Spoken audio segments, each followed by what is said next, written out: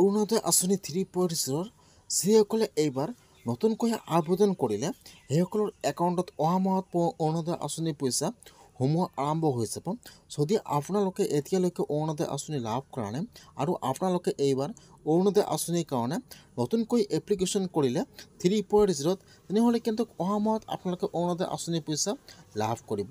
তে কেনেকৈ আপোনালোকে অৰুণোদয় আঁচনি 3.0 লিষ্টটো চাব যে আপোনালোকৰ লিষ্টত নামটো আহিছে নে অহা নাই, আৰু যদি আপোনালোকৰ লিষ্টত নাম অহা নাই তেনেহ'লে আপোনালোকে কেনেকৈ ভেৰিফিকেশ্যন কৰিব লাগিব।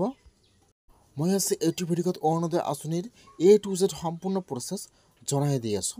যদি আপোনালোকে এতিয়ালৈকে অৰুণোদয় আঁচনি লাভ কৰা নাই আৰু আপোনালোকে এইবাৰ অৰুণোদয় আঁচনিৰ কাৰণে নতুনকৈ এপ্লিকেশ্যন কৰিলে তেনেহ'লে আপোনালোকে কোন মাহৰ পৰা অৰুণোদয় আঁচনিৰ পইচা লাভ কৰিব, আৰু যদি আপোনালোকৰ নাম নাহে কেনেকৈ আপোনালোকে আপোনাৰ নাম ভেৰিফাই কৰিব লাগিব, A to Z সম্পূৰ্ণ প্ৰচেছ জনাই দি আছোঁ।